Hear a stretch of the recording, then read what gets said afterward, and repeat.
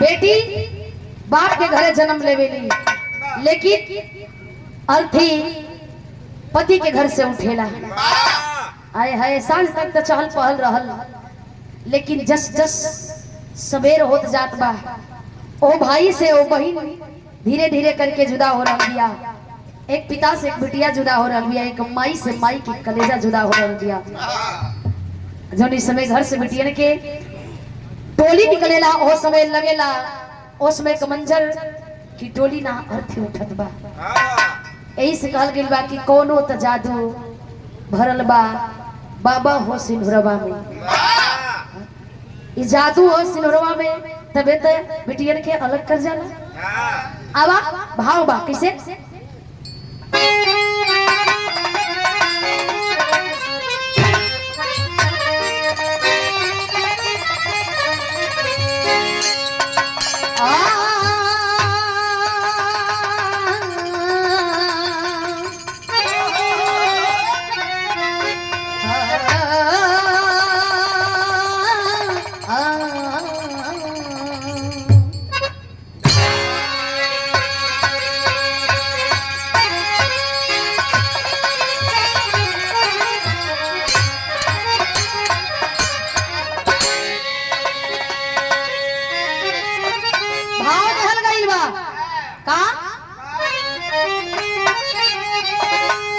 चंद्रिका सी चमन की कली देख कर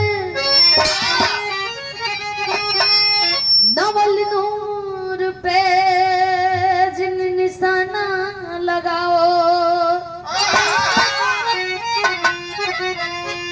कर विमल बज्म में जल रही है समा, तो उसके रुखसार पे जिन हृदय को जलाओ, उसका परिणाम अच्छा नहीं हो तैयारो। मिट गई कितने सुरमाओं की सारी हस्ती, देखो इतिहास के आईना में आए जोखम, वो जाती सुनो साहिल से मधुर कश्ती।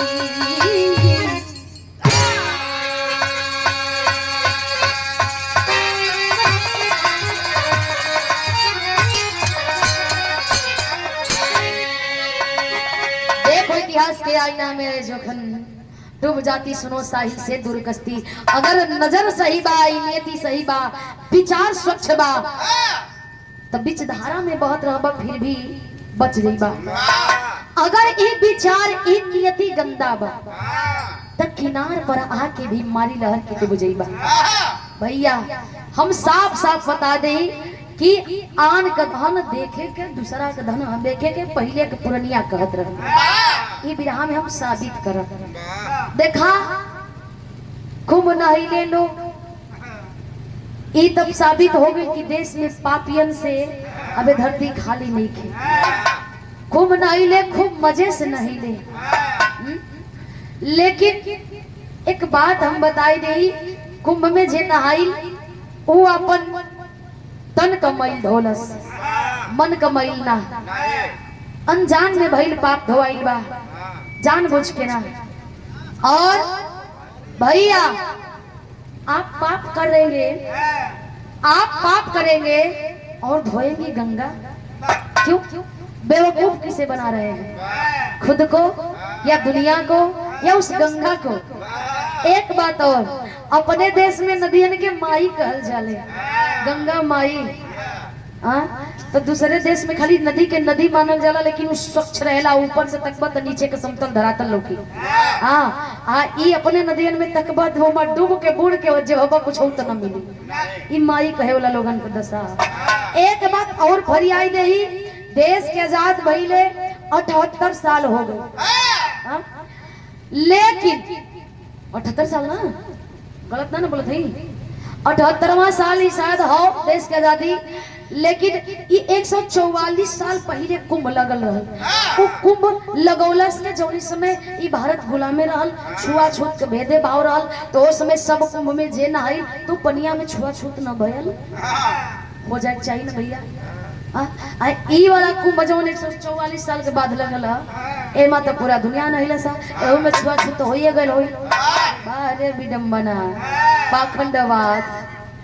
ये विराह किसी व्यक्ति विशेष के लिए नहीं है, एक व्यक्ति के विचारधारा पे बनाई गई है, लिया गया है उस व्यक्ति का, एक इंसान का विचार, नेचर आखिरकार होखे के चाहिए कैसे।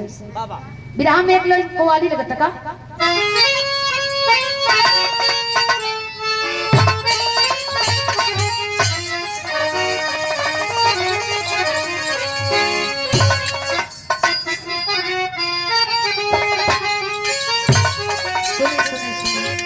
तिवारी जी ज्यादा भांति ना आके न तो पता चली भतिया उलट के चलाई बरी। आई आराम से।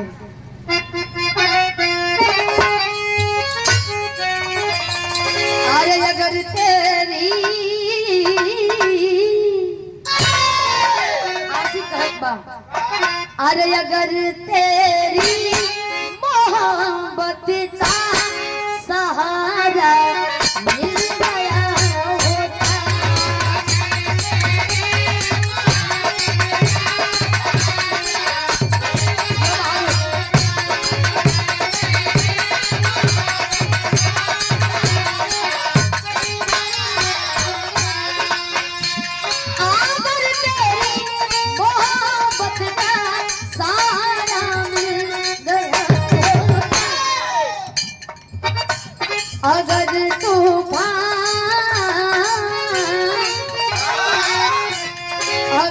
तूफान नहीं आता किनारा मिल गया होता, अगर तूफान नहीं आता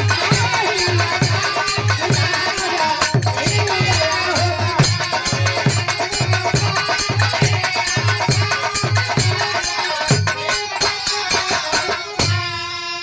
अगर तूफान नहीं आता किनारा मिल गया होता। लेकिन इजा कभी जी बड़ा मार्मिक लाइन लिखा थे का, अरे बुरा कर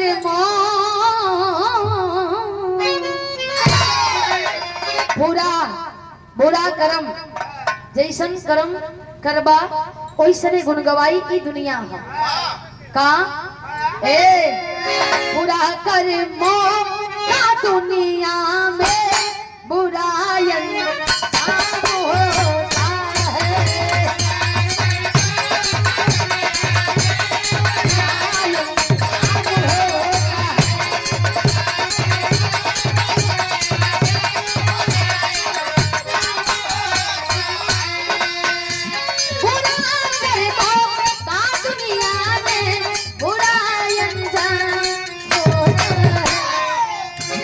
नजर जिसकी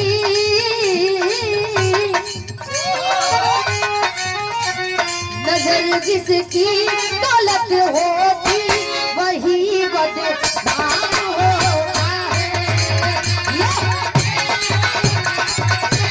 वही बदनाम होता है।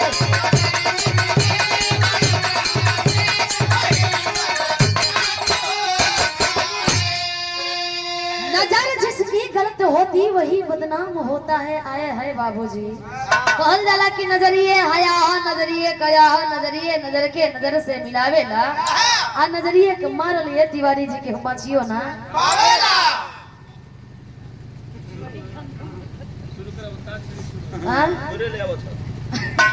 देखी नैया हवा बहुत है ना। ए भैया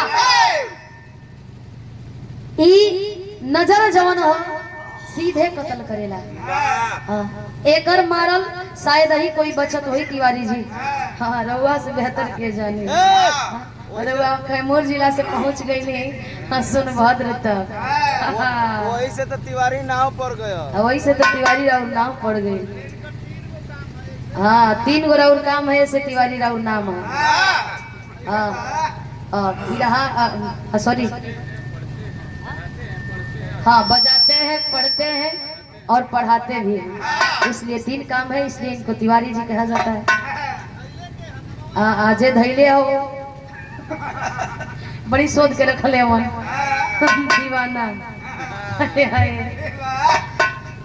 ए भैया देखा, आदमी के कर्म से जैसन कर्म होला, जैसन काम होला, वैसन नाम भी पड़ जाला।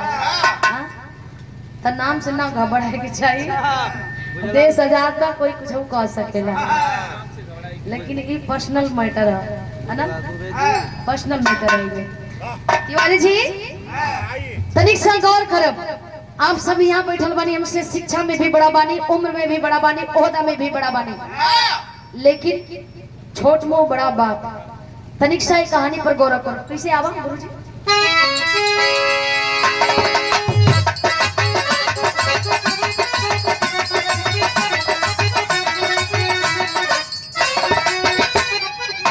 नजर खुजल है तो हर जगह यह पराम होगा। ए हो, नजर खुजल है तो हर जगह यह पराम होगा। तेरी नैतिक टकायर दुनिया में और काम होगा।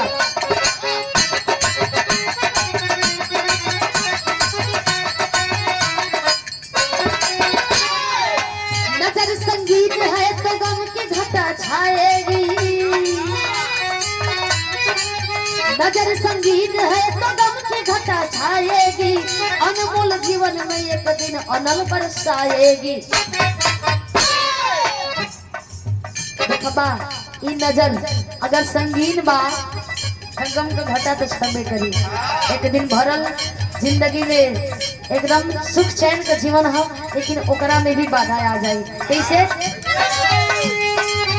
राजा विक्रांत की विमल बेला दुलारी थी। राजा विक्रांत की विमल बेला दुलारी थी।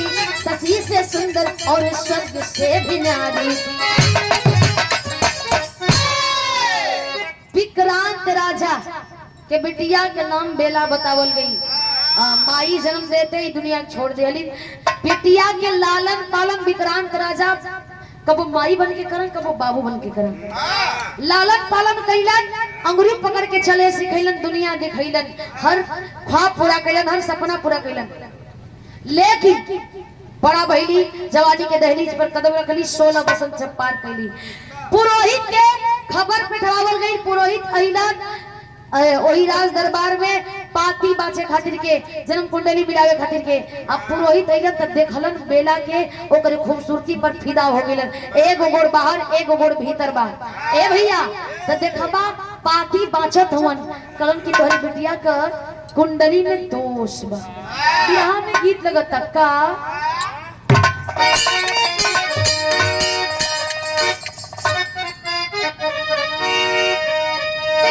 अरे देखी के सुरतिया, अरे हई देखी के सुरतिया, वो सुघर बेला की। अरे देखी के सुरतिया, आ हई सुघर बेला की। अरे धसी गई लही अरन में अब पंडित जी के बदलल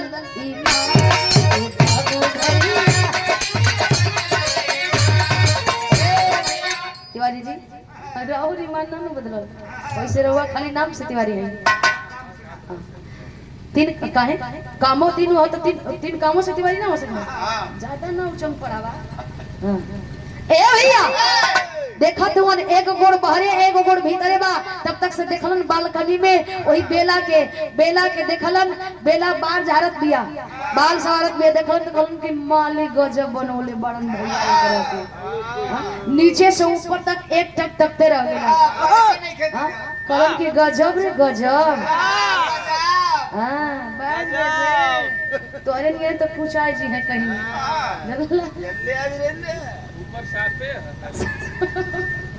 धक जौनो माचल कुचल भरवा वो कमा लिया सा।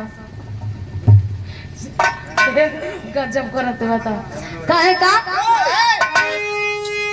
अरे हुस्न के सगरवा में पंडित डूबी गईले। अरे देखी के पराग रस राजा मरे गईले घायल चकोर भैली देखी के चकोरी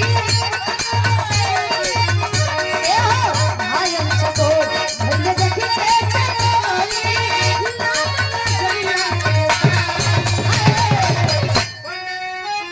बदलल ईमान बस ए भैया ईमान बदल गई उनकर मन में 61-62 चले लगल मन ही मन लड्डू फोड़े लगल जैसे मकई के लावा फूटत मने में एकदम फूटे लगल का हाय हाय मिल जाई प्रभु तो जीवन के नैया धन्य हो जाई एकदम जीवन तारन तार हो जाई तब कहलन देखा पंडित जी कहलन खाली देखते रहबा सॉरी राजा साहब कहलन खाली देखते रहबा कि आके पतरवो देखबा आके दू बेरे हर और उलाट के तुरंत कहूं तोर बिटिया का कुंडली में मांगलिक दोष बा हां ई एकदम कुलच्छनी बिया ऐसनो होगा तो कहलन कि एकदम 2-4 दिन अगर रुक जाई तो मैं तोहर तहस नहस हो जी राज दरबार अच्छा कोनो उपाय तो बिरहा में गीत लगता उपाय बताओ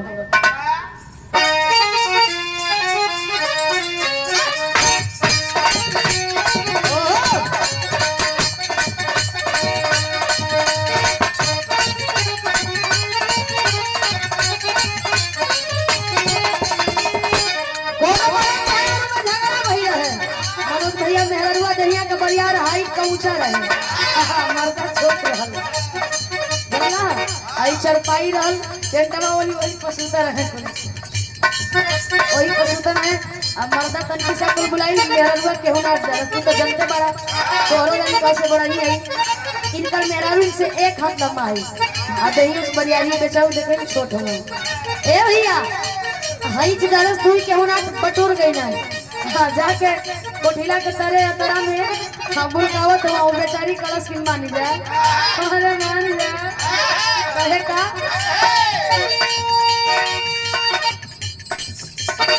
अच्छा तो हमरे घर में जाओ तो काहे जात हुआ कहे का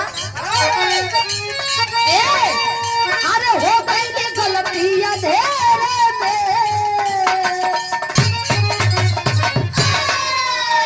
हो गई ने गलती अधेरे में कानी सा करना तफेरे में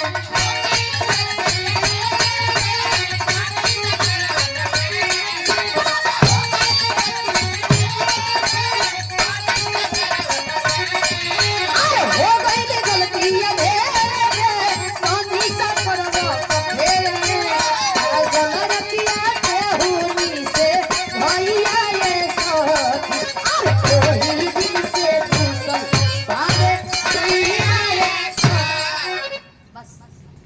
वही दिन शुरू शुरू बड़े लेकिन देखा यहाँ पंडित जी कहता है का अरे ताकि बकुल के फूल खानी हो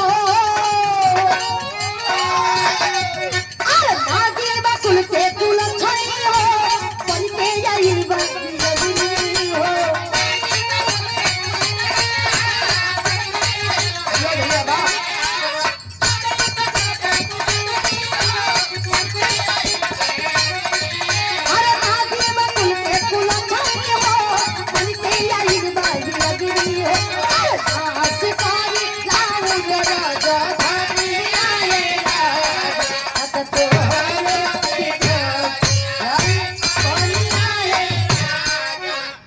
वही बिटिया के प्रति वो पुरोहित के कितना गंदा सोच वो आपन रोटी सेके खातिर के एक बाप बेटी के बीच में मतभेद कर रहा है। एक बात बता दे भैया इतना लोग यहाँ आप लोग हैं हमने बातें करी गौर करब जवन बाबू अपने बेटी के पाल पोस के इतना बड़ा केलन उहे बाबू के हाथे वो पुरोहित वो बेटी के बलिदान चढ़ावत पड़े बिटिया बड़ा गौ होली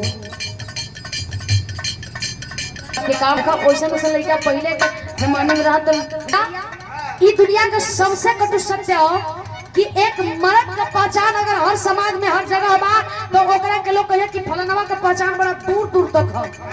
अगर एक मेहरारू का पहचान एक लड़की का पहचान अगर दूर दूर तक हो गई तो लोग ओकरा के तुरंत बच्चलन साबित करती है एकर तक बहुत दूर दूर तक है। ई लोगन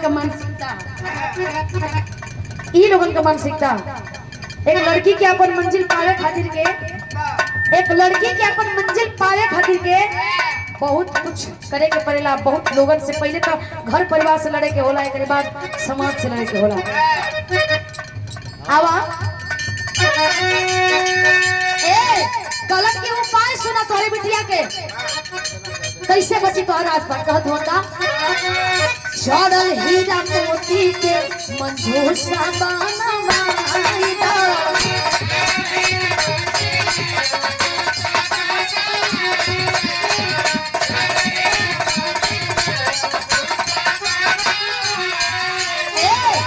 ओही में भर के गंगा जी में बहवाईदा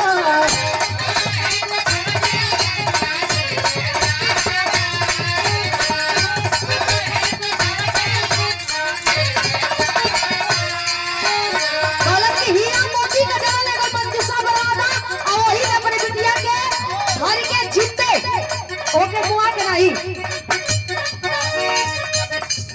ओही में जिंदा भर के आओ ओकरा के बहवा दिया था।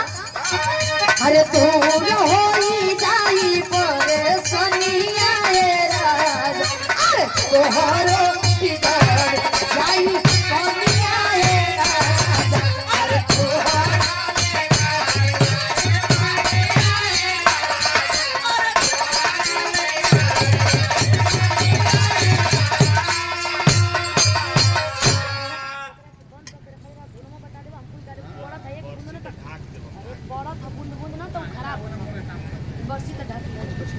ए भैया अरे पंचो अपनी बिटिया के ओई पंडित के बतौला के अनुसार कैलन का बिरहा में गीत लगत का।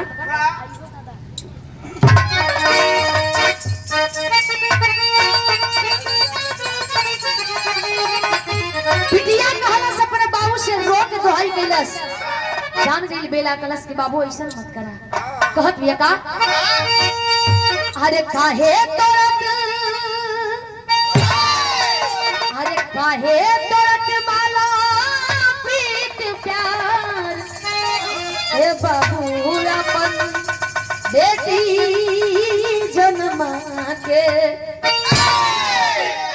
कलश की काहे ऐसा करत बाबू ऐसा मत करा। अपन बेटी जन्मा के अपने कानी पर बिठा के दुनिया दिखौला, लेकिन आज ये हमरे साथ ठीक नहीं करत। दूसरा के बात मान के कहत भैया का अरे बेटी जाना बाटे हमके आ गोदी में खिला के ए बच्चा आराम से बतिया। अरे माथावा के होई नहीं निभार हे बाबू अपन बेटी जन्मा के कलश की आज तोरे माथे के बाहर हो गई बाबूजी। हमके अपने से जुदा करत हुआ अरे जुदा वैसे करता तो हमें कुछ ना अकरी, लेकिन दूसरे के कहले पर ई बिटिया के साथ बहुत नाइंसाफी करत हुआ, बहुत अन्याय करत हुआ। कहे एक बात कलश का आरती हजारिया न धान दहेज में रुपया आता ही सुंदर बार देख के कदी हंस गैया अरे चली जाई आई डोलिया हमार हे बाबू अपन बेटी जन्मा के कलश की अम्मा डोली चल गई बाबूजी। जाना तड़ा कलश के अम्मा डोली चल गई बाबूजी। जाना तड़ा आनहर कानहर नून लंगड़ कैसनो देख के अगर ये बिटिया के ब्याह कर देबा ये बिटिया के ब्याह कर देबा हाथ बाएं धरा दे बना खुशी खुशी हम चल जाई उफ तक ना कर। लेकिन ये अन्याय हमरे साथे मत करा। ए मंजूसा में ए बिटिया के मत भरा। अगर भरत हुआ ना तो मार के भरदा ना हमार सांस चली ना हम जानब ना हमके फील होई कि हम कहीं हमारे बाबूजी हमरे साथ गलत कइले हवन। हमार जान लेला तब एकरा में भरदा आ नहीं तो अन्यथा मत भरा। लेकिन देखबा राजा मानत काहे के बड़न कैलन का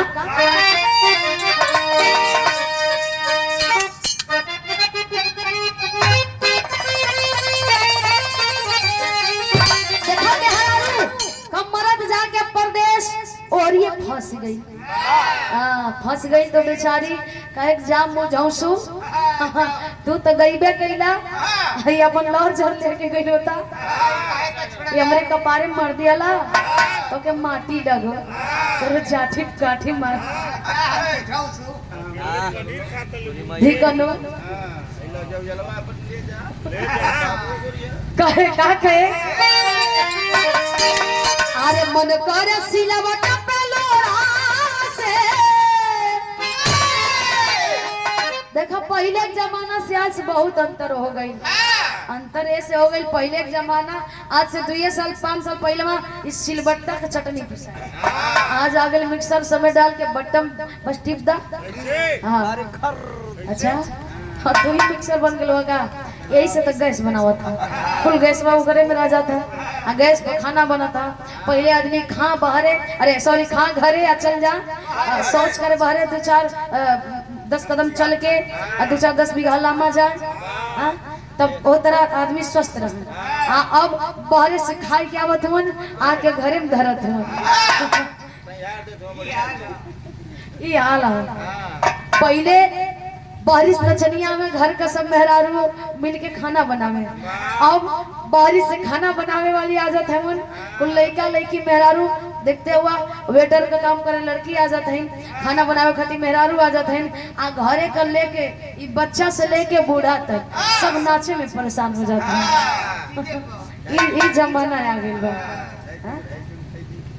कहे मेहरारू का अरे मन करे सिलवट पे लोढ़ा से अरे कुछ दी जानी रजऊ तकवना सावत संग कतो सारो लगा के मत रजऊ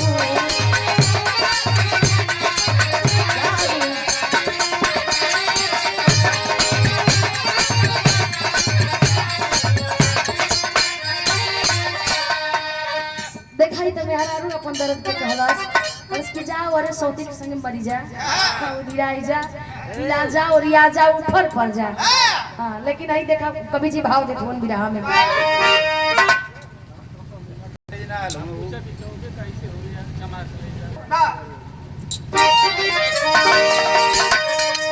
देखा कभी जी आप भाव देत होन का अरे नहीं रोकले मन के तूफानवाई अपने मन के तूफान के ना रोक पावत हुनु अरे नाही रोकले मन के तूफानवाई आ कर गईले नदानी बाबूजी आय अपने स्वार्थ में सब कुछ गवाई जहर गईले जिंदगानी बाबूजी और के बात चलिया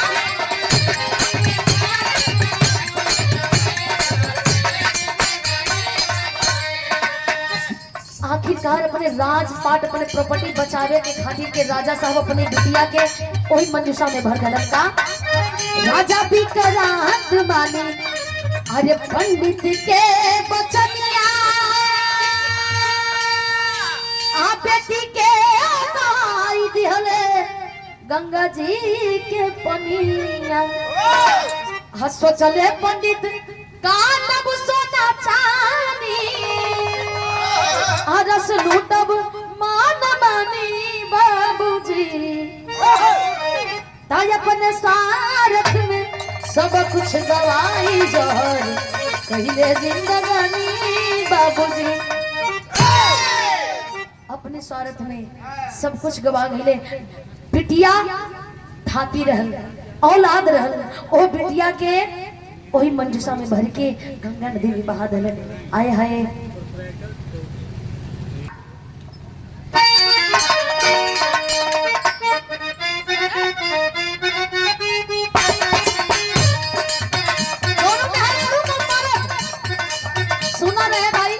सुंदर भारत के मेहरारू बखान कर दिया कह दिया कि आए ये बड़े से बड़े लाखों में एक बड़े हमारे गली कोई से कम बड़े का कहे ए हो तो हरे में बसे राजा हमारो पराया हो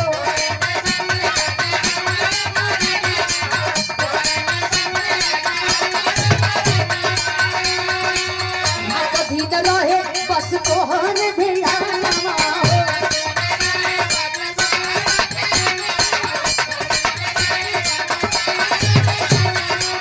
तोहरे में बसे राजा हमार मरनवा हो रात दिन रहे बस तोहर ध्यानवा हो हे मन झूमे नाचे मारे जब तोहार लगे मारे जब तोहार लगे मारे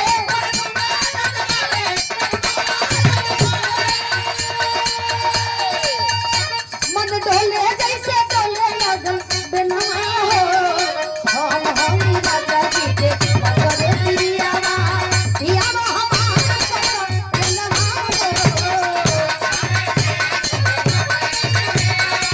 पियावा हमारा बेनवा हो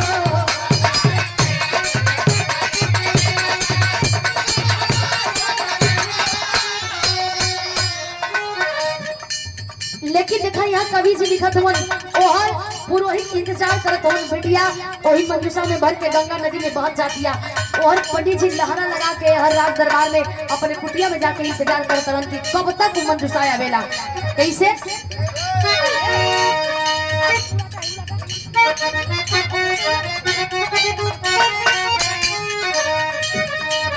पंडित पुरोहित भइले फूली के पकौड़ी हो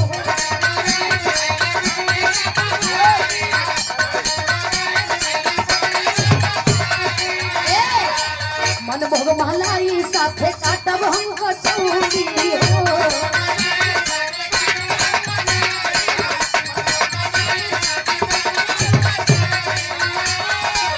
पंडित पुरोहित भइले फूली के पकौड़ी हो मन भोग महलाई साथे काटब हम कचौड़ी हो सागर सरिता के होई संग उठी सरिया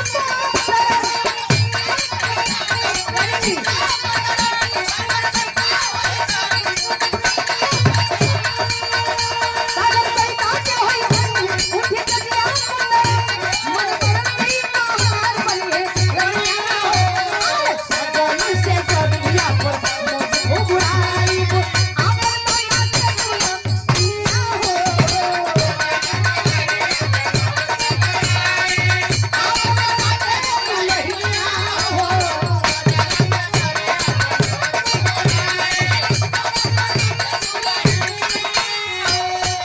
यार सजा के एकदम मंडप रखले हुआ हाँ कि कबले आई जब आई तब अपन सपना जो देखले बनी पूरा करो कहे का विधि के विधानवा आप कोई नाही जाने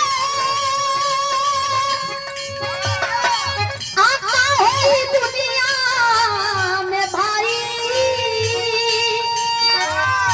विधि में लिखल विधान के कोई नहीं जानता लेकिन कभी जी लिखा था उनका आता गा से कोयलिया के आरमाल नाही होई है आरत के तनव कोई है सुघराई कागा से कोयल का कबो मेल नहीं खे भाई तब अंदर के तनव कोई सिंगार सो भी नहीं रंग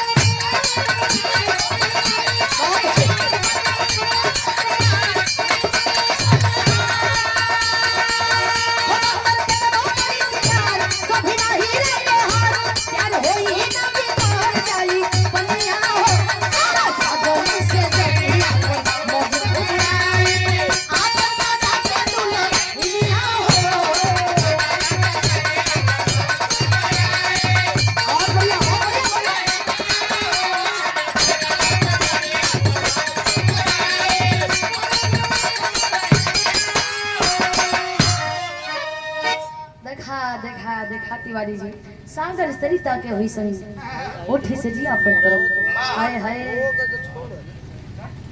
कभी जी लिखले बाड़न की कबो कोयल या कौवा के मेल नहीं खे भाई कोयल या कौवा एक ही रंग के होला लेकिन पहचान कौन चीज से होला ओ करे बोली से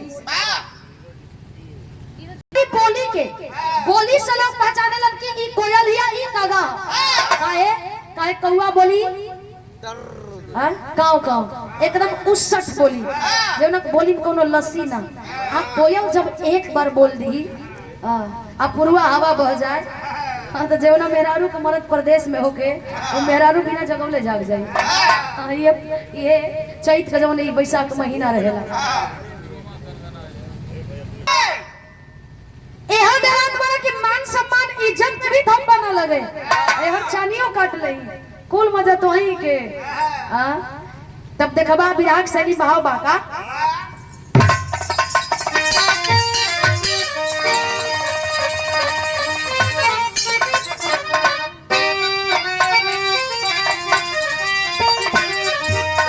पपिहा के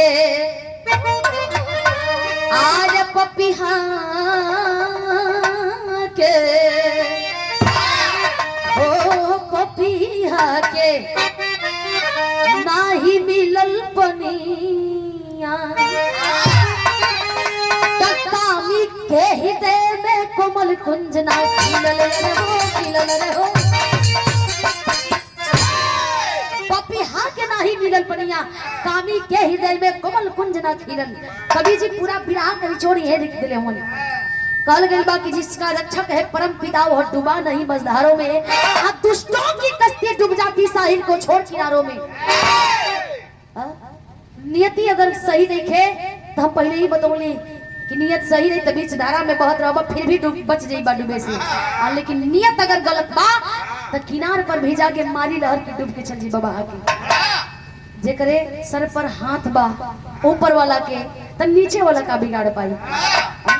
भैया दूसरे राज्य से एक राजा के पुत्र जंगल में शिकार खेले खातिर निकलल रहलन।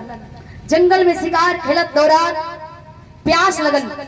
जब प्यास लगल तो पानी के खोज में अपने मित्रन के साथ आके नदी की खोज के पानी के तलब लगल बा।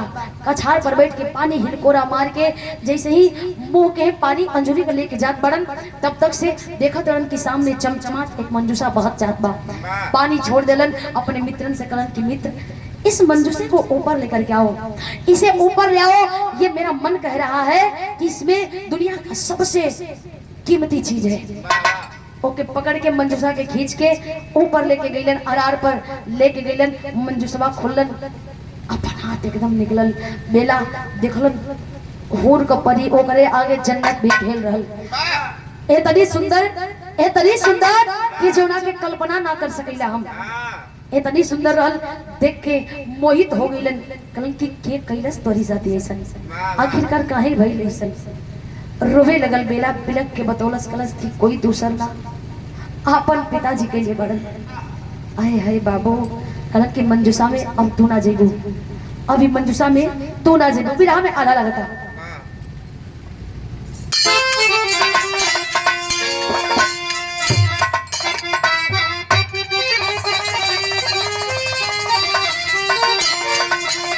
जैसे हो बगिया के भैया जैसे हो बगिया के संत मिल जाला बाबू।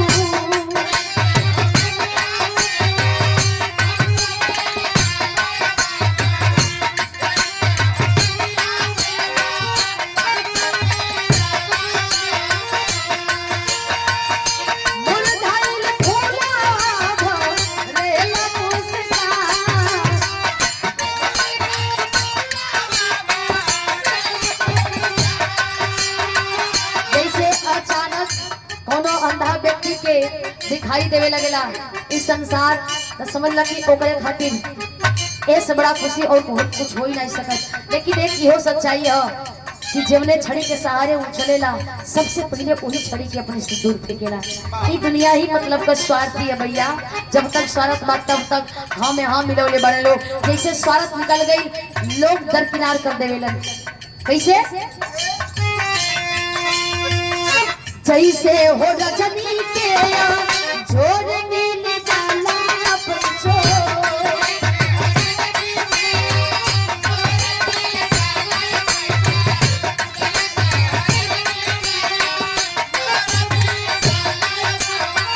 बिहा से ले चंदनिया खिली जाला आसमान।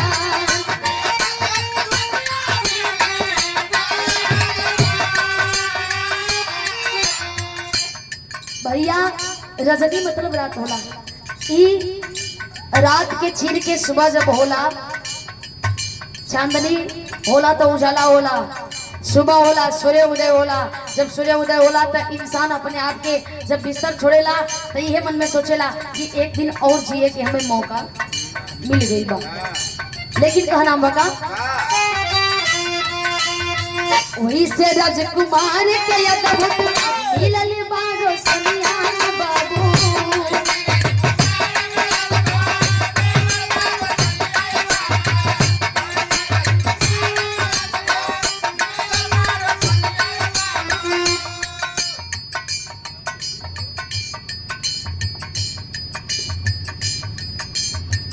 वैसे राजकुमार के अद्भुत मिलल बारो सनिया बाबू। दिलवा के पूरा होई गइल यार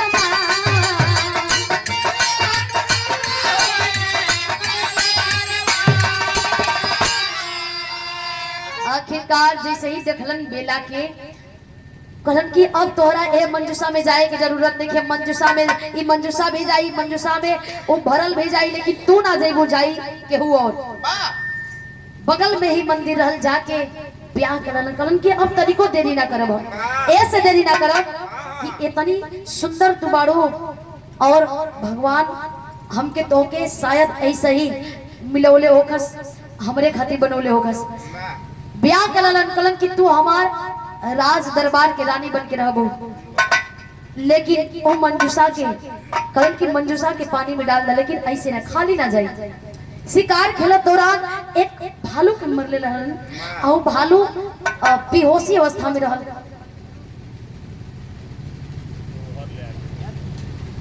वो भालू बेहोश अवस्था में रहल, मंजूसा में भर के वो भलिया के पनिया में बहा देलन। पानी में जब बहौलन धीरे धीरे कुछ दूर गई, होश तयाई गई ओकरा। और पुरोहित जी देखलन भेज के छेला चपाटी नहीं जैसन रहले। कहा छटकुआ देख तो पतरुआ कुछ लौकता।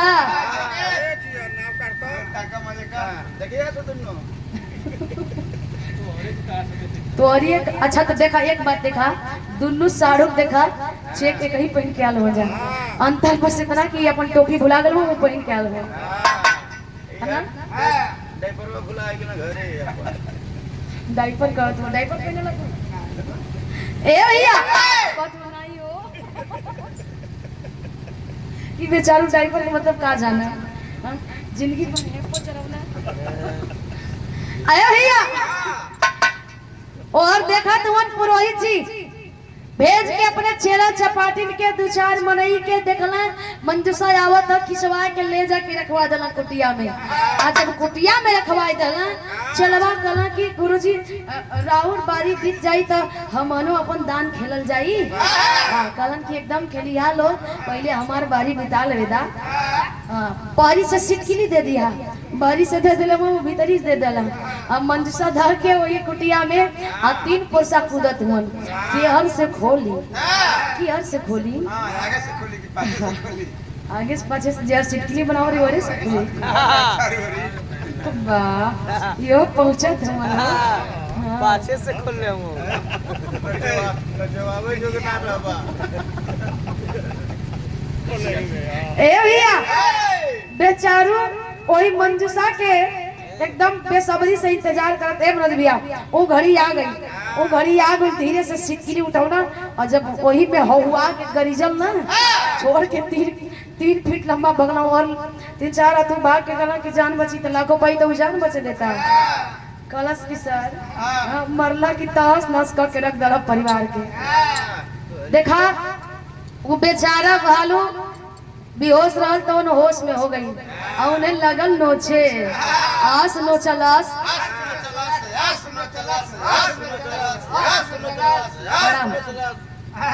कि बकैया हो गई ना। अब जैसे मम्मा भयल हुआ वो तो आर मम्मा हुआ। बड़े मम्मा को कहते कि सीधा हो जाए तो पहले ए मनोज भैया तार बाबू का कहते हो? हाँ मम्मा के सीधा करो।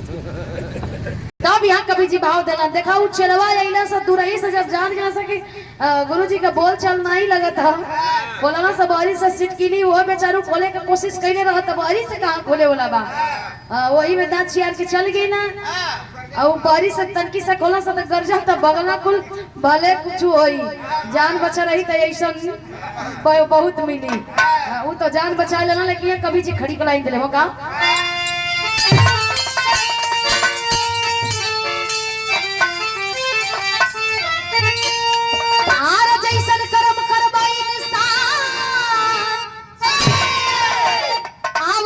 फल दिए भगवान ऐसन कार जनी न दनिया ना जीवनिया रही ऐसन कर जीव न दनिया ना जीवनिया रही कैसन न दनिया न करा अरे बुरा कर्म का बुरा नतीजा मिलेगा एक दिन भाई अरे सुंदरता के फेरा में पंडित दिहल जान गवाई ताके के लूटा जानी पनिया ना आहई जीवनिया रही हो ताय ऐसन कार जनी न दनिया ना जीवनिया रही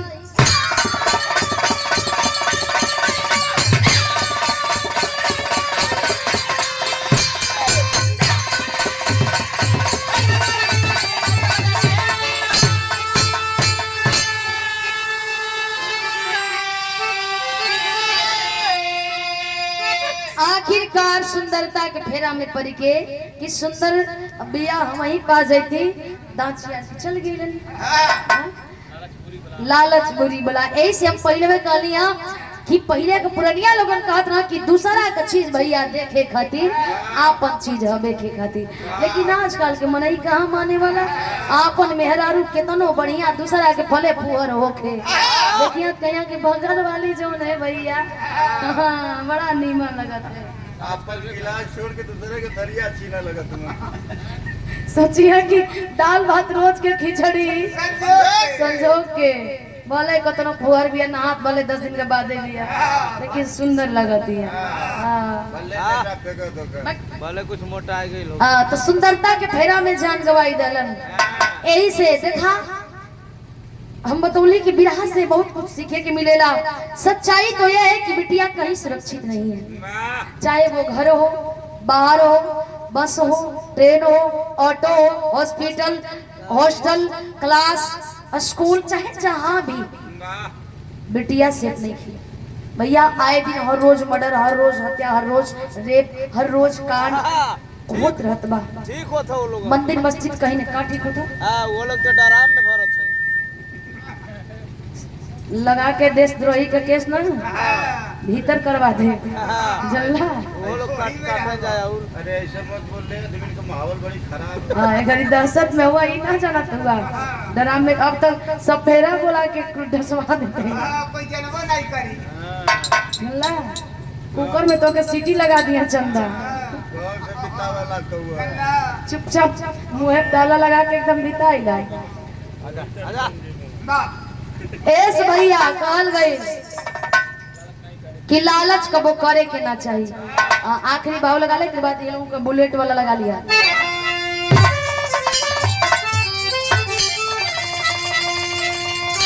अरे पति छबर सुखनंदन ये जीवन है अनमोल रंजित रवीना राम लाल से सब ही जाला डोल अरे पपीहा के नाही मिलल पनिया अरे भैया पपीहा के नाही मिलल पनिया रवीना कभी जखन से फिरहा में सब हिलल पपीहा के नाही मिलल पनिया